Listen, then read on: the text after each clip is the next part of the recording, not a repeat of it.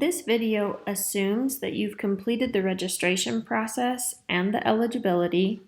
You have your username and login information and password already established, and you can go ahead and complete your Gap Fund application on the Flux platform. So we're going to start by signing in.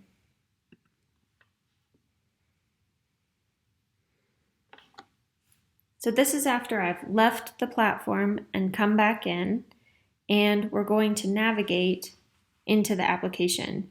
You can see the same welcome page with all the opening information still remains here on the right-hand side, and my navigation is actually on the left-hand side of the screen. I could start a new application, but I still have one saved, so that's actually where I'm going to start. And as we continue this navigation, you can see if you need to log out at any point in time or change your password, you can click the spoke at the bottom left-hand side there. We're going to start with the saved application. You can see the business name at the top, and this is exactly where I signed out the last time with the instructions of how I complete my application. As I scroll down, there's the table of contents of what all is included in the application, so I know what to complete.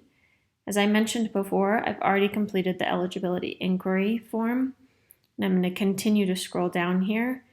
Some of this information comes across from what I input in the registration form. But now it's time for me to actually make changes and complete my application. But the only options that I see are, one, I can't make changes right now. Two, I have this withdraw application or submit. So what I actually need to do is click edit in the upper right hand corner to make changes to my application. Once I click edit and scroll down, I can see that there are drop downs available for each of the questions that are listed on the left hand side. All of the questions that are bold need an answer for them. So if I change any of these questions, such as just social security number for a sole proprietor, then I need to go ahead and input my social security number for that sole proprietorship. All bolded questions on the left-hand side must have an answer on the right-hand side. A couple things to call out. There's only one application for both grants and loans with the Gap Fund. This is a competitive grant process, and it's not first come, first serve. Applicants can select, and they will be paired with a nonprofit financial assistance provider. The financial assistance provider will offer the applying business a grant, a loan, or both, depending on the business's eligibility. Grants will be offered to businesses before loans, depending on their eligibility and available funds. There will be more deserving businesses than we will have funds to assist. The Gap Fund will meter out grant funding, so grants are available until the end of the year. Another thing to call out is that all losses must have been occurred between March 1st, 2020 and the time of the application, and loans may be used for both current needs and future needs. Because I've listed my business as a sole proprietorship, you can see all the different types of documentation that can be uploaded for my identification document. It's important that you choose the plus next to identification document and upload a picture of one of these documents here. Next, as you scroll down, you choose the location. County is a required field to be filled out. One of the next questions is around whether or not your business is located in a rural area. There's a link here that says please use this map to determine whether or not your business is in a rural status. Once the map loads, then you can load in your specific addresses. Once you plug in your city, town address, it will tell you if your business is located in a rural, semi-rural, or not rural area. So for demonstration purposes, here's Meeker, Colorado as a rural business. Again, you can plug in your specific address if you'd like. Plugging in Denver, Colorado, you can see that this is obviously not rural, but only, again, for demonstration purposes. And when you come back to the application, you can see that you can choose rural, semi-rural, or not rural.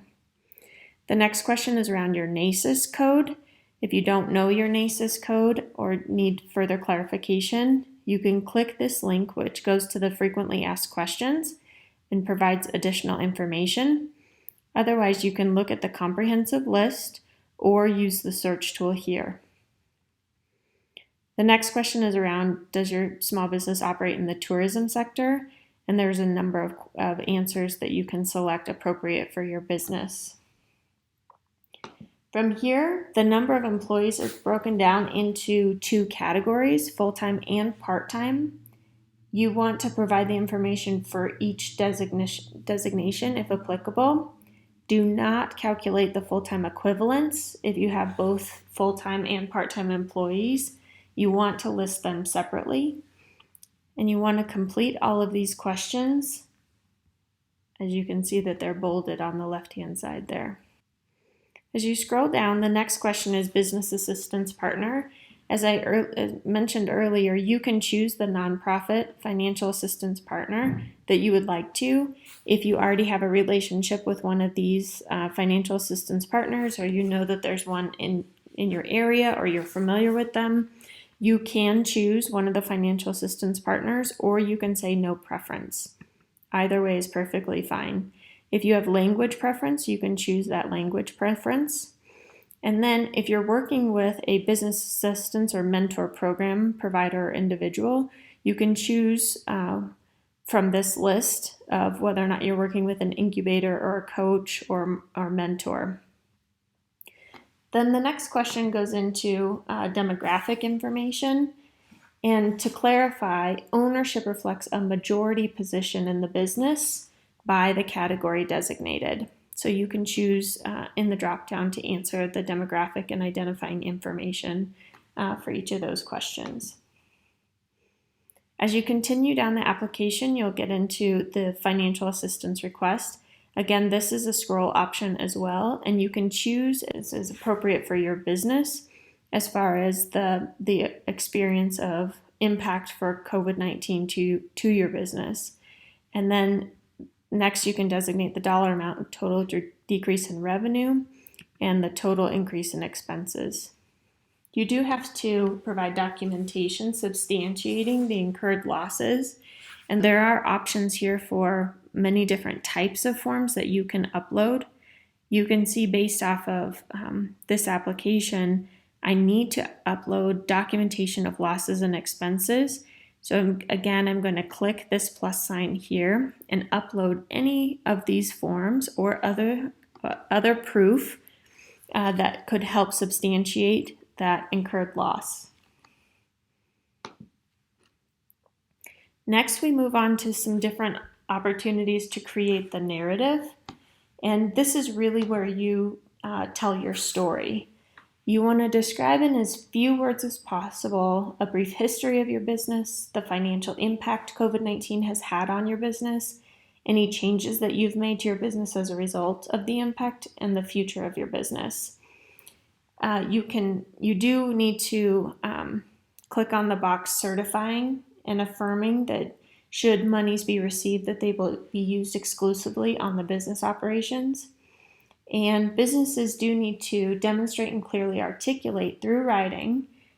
There are mentorship programs available for help, but clearly demonstrate and articulate through writing the economic hardship your business is experiencing. So it's important to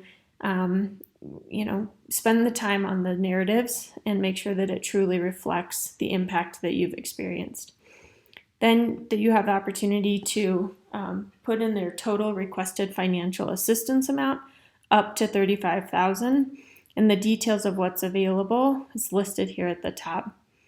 Then you choose how the small business plans to spend the incremental cash flow if you are given the award, and you can select all that apply.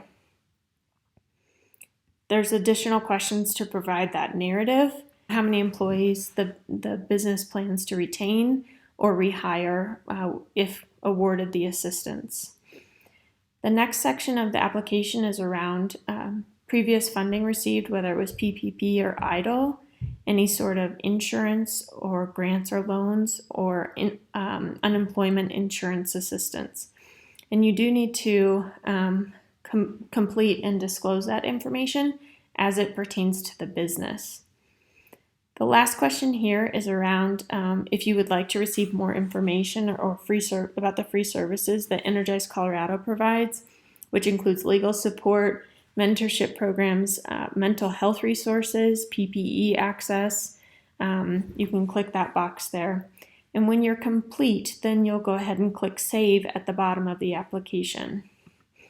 After you click Save and have answered all the questions, you'll have the opportunity to go back and review your application in its totality.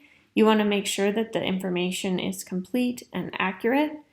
And once you have all your documents loaded, your narrative complete, each of the bolded questions answered, then you'll click Submit. When you click Submit here, your application will then proceed on. You will not have an opportunity to change your application until it's with the financial assistance provider. So you want to make sure that your application is complete before you hit Submit. Okay, I've gone through my application, I've completed all of the questions, and I'm ready to go ahead and submit. I've verified the information, all of the questions that are bolded I have an answer for, and I'm ready to hit Submit. The note for Submit is if you want to add additional commentary, you're welcome to do that. Otherwise, you can go ahead and click OK.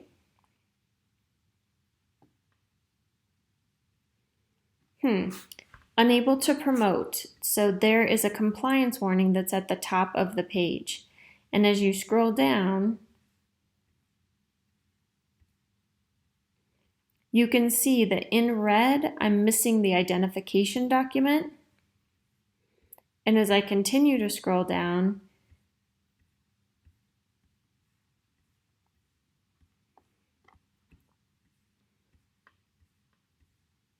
in red is also the documentation of losses and expenses. I'm required to upload some sort of form in the documentation of losses and expenses and in the identification document for sole proprietors before I can submit my application. Once I've uploaded in both of those categories, I can go ahead and click Save, review my complete application, and then click Submit. Now that you've completed your application, please watch your email for any updates along the way. Any changes in status to your application will be notified to your email address. If you need additional resources, you can visit our webpage at energizecolorado.com/gap-fund for the homepage and frequently asked questions. We do have technical assistance available with the hours listed there, phone number, and email for support. Thank you for your interest in Energize Colorado and the GAP Fund.